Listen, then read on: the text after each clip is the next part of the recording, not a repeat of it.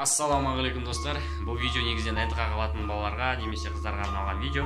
Онда болса, достар, егер сен жасың 13-тен 15-ке дейін болса, егер сен 9 сынып немесе 10 сынып оқып жатсаң, онда сен келесі жыл 11-ге қалам деген ой болса, онда осы видеоны соңына дейін көр. Сіздерге ОБТ туралы қызықты мәліметтерді көрсететін боламыз. Олай болса, видеоны бастайық.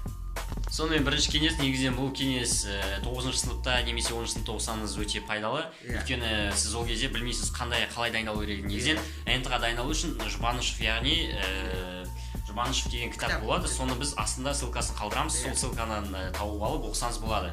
Егер сен 9 сынып оқып отырсаң, немесе 10 сынып оқып отырып 11-ге қалам деген ой болса, немесе ата-анаң саған айтса солай, 11-ге қаласың, сен дайындалуың керек, саған 2 жыл, 1 жыл уақыт бар. Тіпті сен қазір 11 сынып оқып жатуың да мүмкін. Сондықтан саған ең бірінші кеңес ол және Рамазан өткенде осы тарих кітапты дұрыстап тұрып оқып, жаттап, және де Анкидроид, оған тоже біз астына ссылкасын қалдырып кетеміз. Сол программа арқылы сен өзіңнің неңді жақсартасың, есте сақтау қабілетін жақсартатын боласың. Сосын бүкіл мәліметтерді оңай жаттайтын боласың. Егер сен НТК жақсы бал алғың келсе, ондай болса сен күнделікті НТК дайындалу керексің. Күніне, егер сен 9 сынып оқысаң, 3-4 сағат дайындалсаң болады. Менің негізгі ойым бойынша НТК дайындалып, негізі бүкіл дайындықты 10 сыныптан бастау керек. Егер 11-ден бастасаң кеш болады, егер 10-нан бастасаң, онда өте жақсы болады. Сенде бір жыл бар, сосын тағы да 11 сыныпта сен кішкене оңай болады. Сосын сен алдындағы мысалы бітіріп кеткен балалар болады ғой, солардан көп нәрсе үйрену керек. Солардан сұра, қалай дайындалдыңдар, қалай не істедіңдер. Біздің ең үлкен қателіктеріміз бірі осы болған. Содан соң кейіннен барып түсініп, бәрін сұрап біле бастадық. Бірақ сен негізгі бүкіл адамдардың ойына, егер саған осындай бір миссия келсе де, сен тура сол кезде ғана әрекет етесің. Біз сіздерге әдейі ертелік айтып отырмыз, осындай жағдайлар жасаңыз. Бір сөзбен айтқанда бұл дайын боласыздар енді. Сонымен негізінен үшінші кеңес негізінен өзіңнің таңдау пәндеріңді таңдау керексің. Мысалы сен 9 сынып оқып жатсаң, ондай болса өзіңе ұнайтын, не болмаса өзіңе қызықты пәнді таңдаған дұрыс. Не болмаса 10 сыныпта, ал егер 11 сыныпқа келіп таңдайтын болсаң, онда өте кеш болады. Сол кезде сенде екі таңдау болады. Біріншісі өзіңе ұнайтын, екіншісі ол грант. Грант үшін сен өзіңнің мамандығында бұрынғы дайындалып жүрген бір ай қалғанда ауыстыру мүмкін. Грант үшін ауыстыру мүмкін. Не болмаса НТК отырып ауыстыру мүмкін. Грант үшін. Сондықтан басынан бастап бір пәнге дайындалатын болсаң, не болмаса бір мамандыққа барғың келіп соған дайындалатын болсаң, онда болашағың зор деген сөз. Сосын төртінші кеңес ол Қазақстанда емес әлемдегі топовый, ол бізде мамандық ол мұғалім, дәрігер, сосын үшіншісі IT саласы. Ешқашан сөнбейтін мамандық. Сол ол үшін мұғалім болу үшін ол кез келген пән, және де ең негізгі Қазақстанда бөлініп жатқан грант ол физика, математика. Физика, математика таңдасаң жерде қалмайсың. Сонымен достар, келесі 5-ші кеңесте негізінен курстар. Сендер мысалы 10-шы немесе 11-ші сыныпта оқып жатқан кезде балалар бәрі курсқа барып, солай болып кетеді. Көптеген балалар курсқа барып, бостан-босқа уақытын кетіреді. Ал сен сол кезде өз уақытыңды дұрыс пайдалану керексің. Мысалы сен егер мүлдем өз таңдаған пәнінен басын қалай айтса болады, 0 болсаң, қақпайтын болсаң, ондай болса курсқа барған дұрыс болады. Себебі курста саған кішкене болсын бірдеңе үйретеді. Содан соң сен барған кезде өзіңе ұнайтын мұғалім болу керек. Егер сен саған өзіңе ұнайтын мұғалім болса, сен кішкентай ғана білім алып, сен оны үлкен істерге пайдалана аласың. Сондықтан өзіңе ұнайтын мұғалімге бар және курсқа барып, қалай айтса болады, уақытыңды босқа кетірмей, тек қана сабағыңды оқы.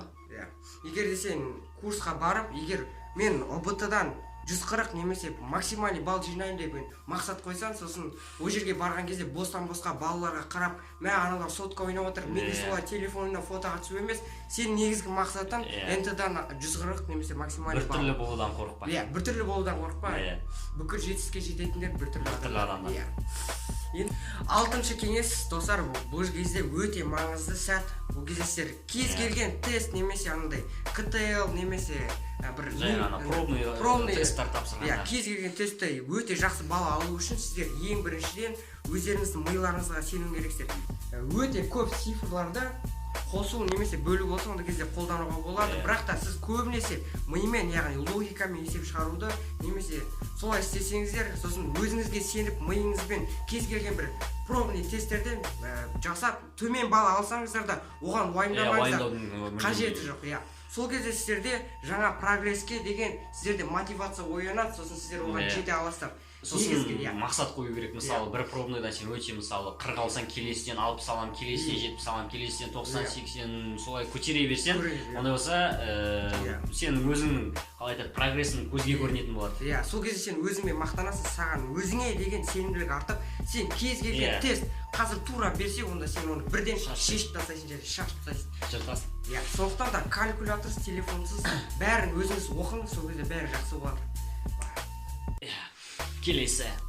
Сонымен достар, соңғысы, жетінші, соңғы точкасын қойық, нүктесін қойық. Ұбт негізінен сіздің өміріңізді шешпейді.